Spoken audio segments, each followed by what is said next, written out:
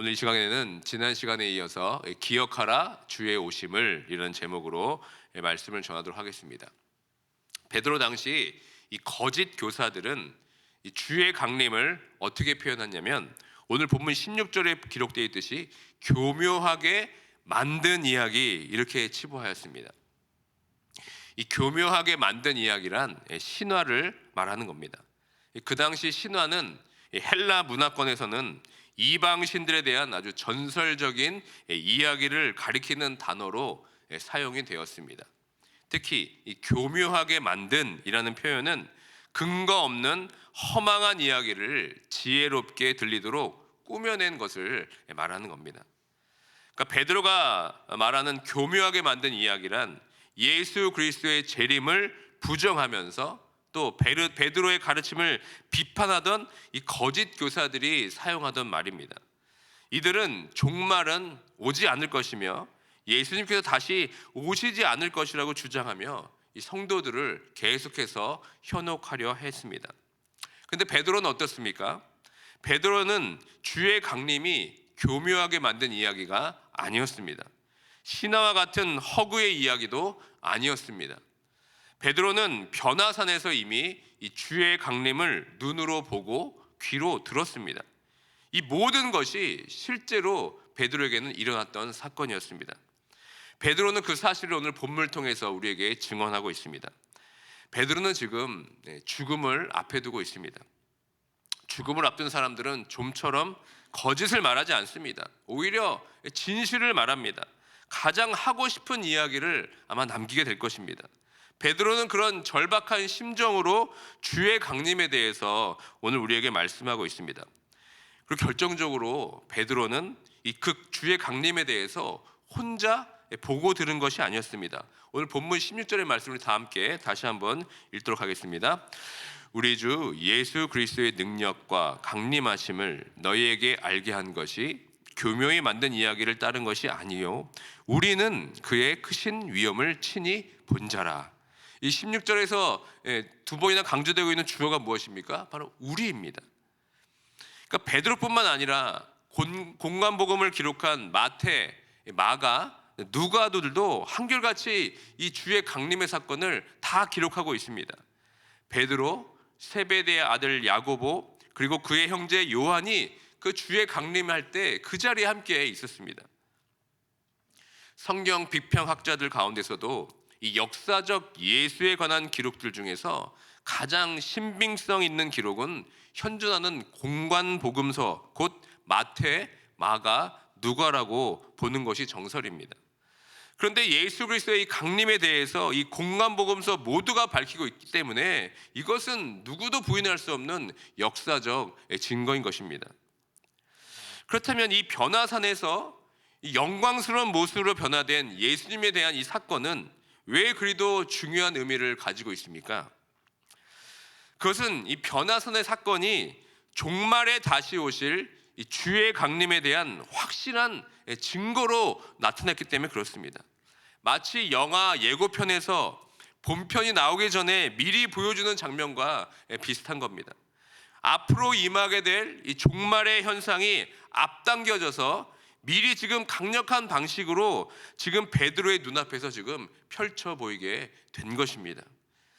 이 공관복음에서 변화산 사건이 기록된 부분은 모두 그 전 문맥에서 장차 종말에 인자가 아버지의 영광으로 천사들과 함께 와서 각 사람을 그 행한 대로 갚으시는 그 심판주의 위엄과 권능으로 오시는 장면들이 함께 기록되어 있습니다. 그리고 이렇게 단언하고 있습니다. 마태복음 16장 28절의 말씀 함께 읽습니다. 진실로 너에게 이르노니 여기 서 있는 사람 중에 죽기 전에 인자가 그 왕권을 가지고 오는 것을 볼 자들도 있느니라. 아멘. 그렇다면 거기에 있는 제자들은 정말 그들이 죽기 전에 예수께서 왕권을 가지고 오시는 그 종말의 장면을 보았습니까?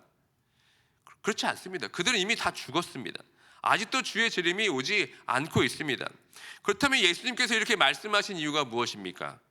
이것은 예수 그리스도의 그 재림에 대해서 선취적인 그 모습을 우리에게 보여주는 것입니다. 아직은 충만한 모습은 아니지만 이 세 제자들에게 종말의 그 인자의 오심을 미리 이렇게 맛보게 해준 겁니다.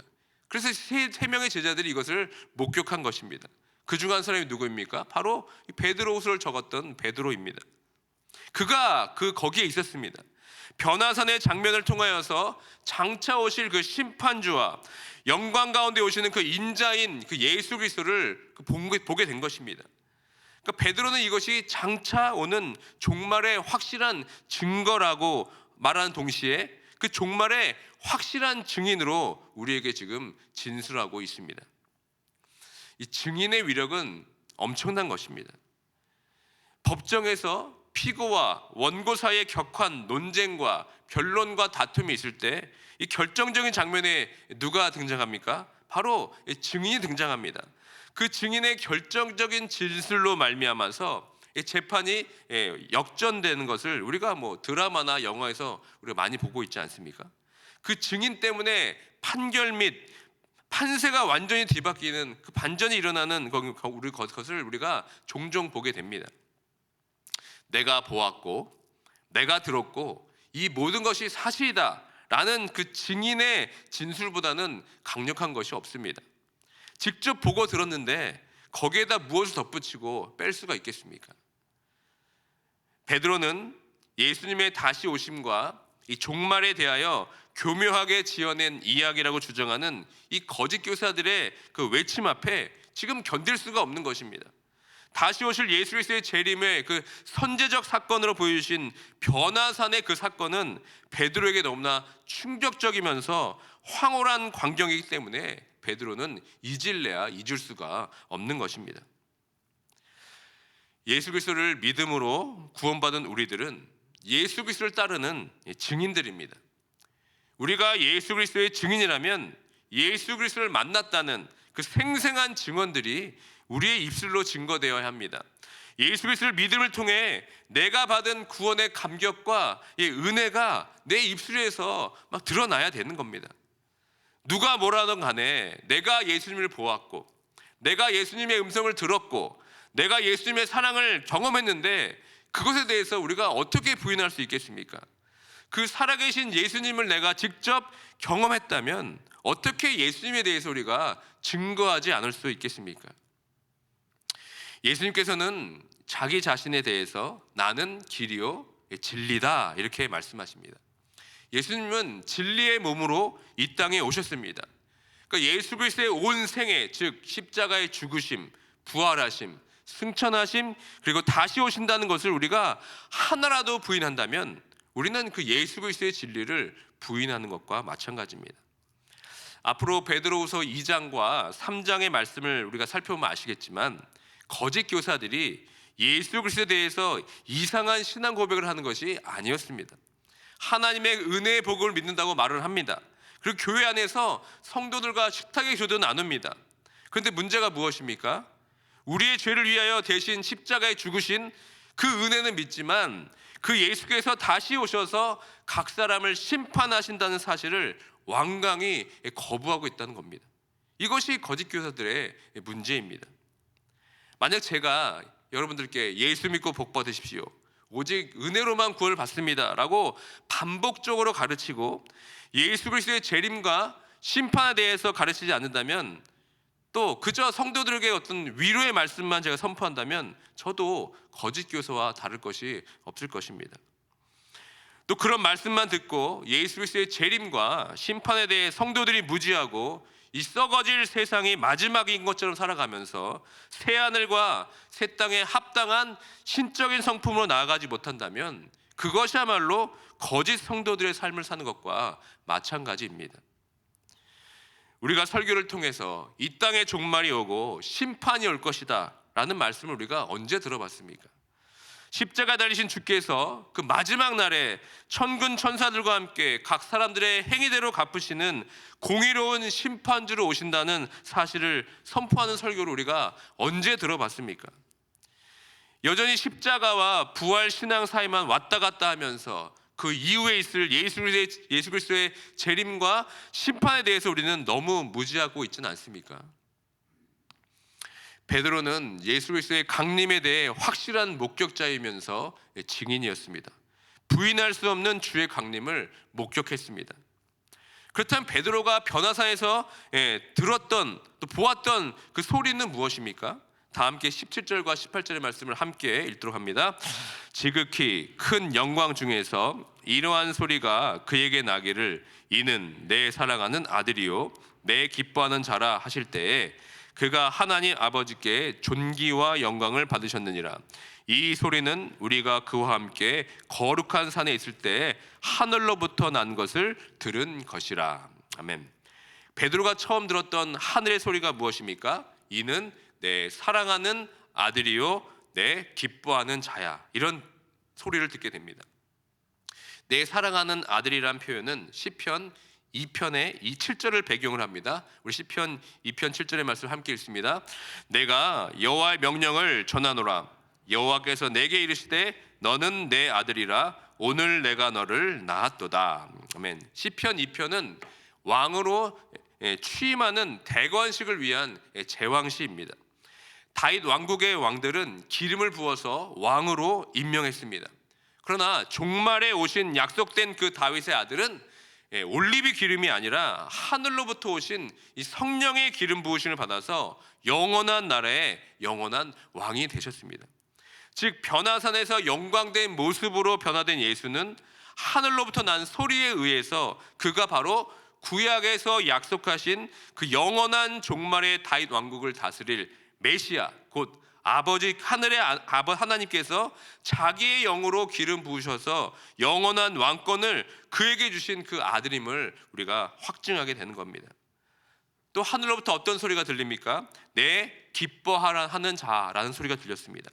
내 기뻐하라는 자는 이 말씀은 이사야서 42장 1절의 말씀을 배경을 합니다. 다 함께 이사야서 42장 1절의 말씀을 함께 읽습니다. 내가 붙드는 나의 종 내 마음에 기뻐하는 자 곧 내가 택한 사람을 보라.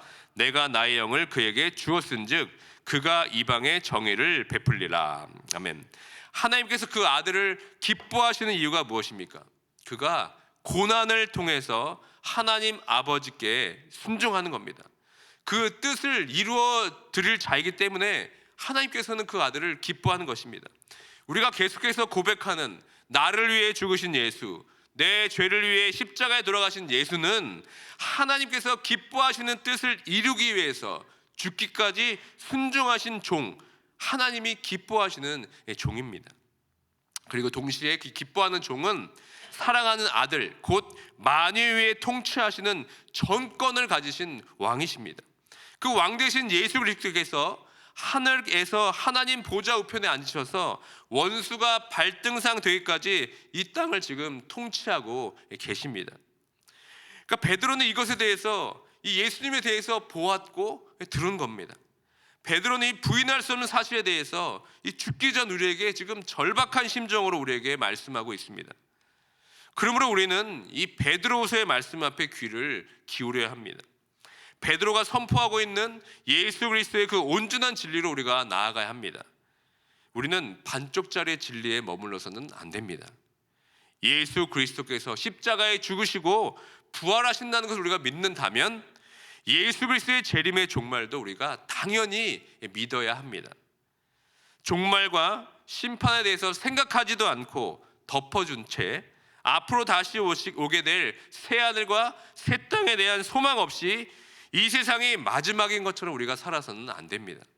이 세상이 끝인 줄 알고 이 세상의 풍조와 향락을 쫓고 썩어질 세상에 우리의 눈을 두고 살아간다면 그것이야말로 거짓된 성도의 삶이 될 것입니다.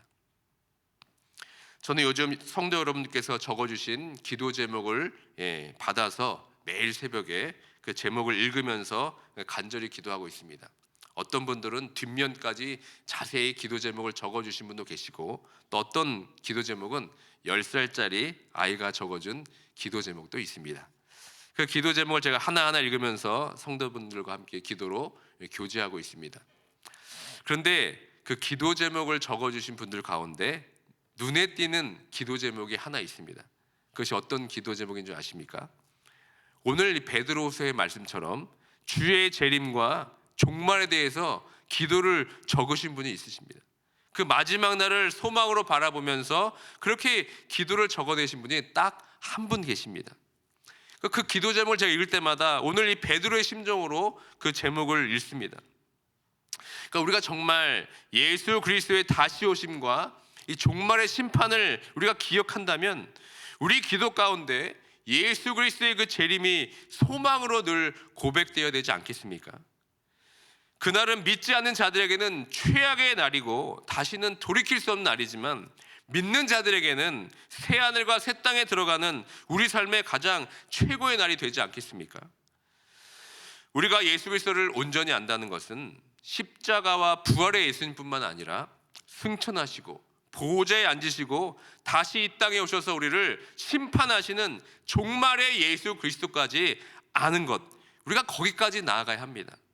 나를 구원해 주신 예수 그리스도의 은혜에 감사하는 기도는 물론이거니와 다시 이 땅에 오셔서 우리를 심판하시고 새 하늘과 새 땅에 입성하게 해주실 그 예수에 대한 소망의 기도가 우리의 기도 가운데 있어야 될 줄 믿습니다. 그리고 교회는 이 종말에 대해서 끊임없이 선포해야 합니다.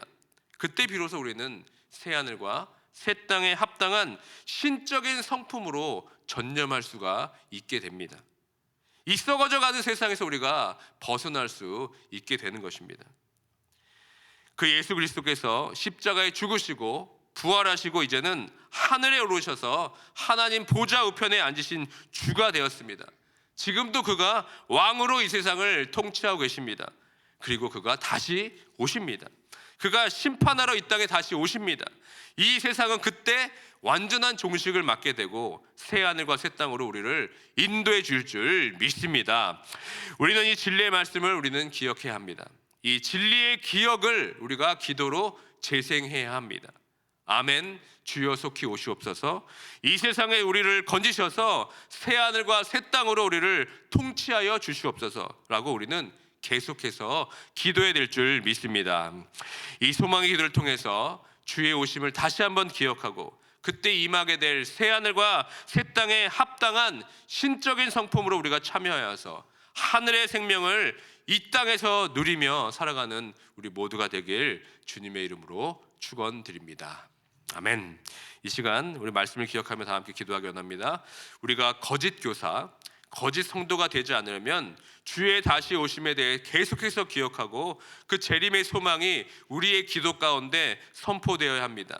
십자가와 부활 사이만 왔다 갔다 하는 우리의 기도가에서 벗어나서 이제는 예수 그리스도께서 이 땅을 하늘 보좌에 통치하시고 그 마지막 날에 천군 천사들과 함께 각 사람의 행위대로 갚으시는 공의로운 심판주로 오신다는 사실을 우리가 기억하며 기도하기 원합니다. 그때 우리는 앞으로 임하게 될 새 하늘과 새 땅에 합당한 신적 성품에 온전하게 참여하게 될 줄 믿습니다. 이 시간 오늘 말씀을 기억하면서 아멘. 주여 속히 오시옵소서. 이 세상에 우리를 건지셔서 새 하늘과 새 땅 우리를 통치하여 주시옵소서라고 기도하며 우리 다 함께 나아가도록 하겠습니다.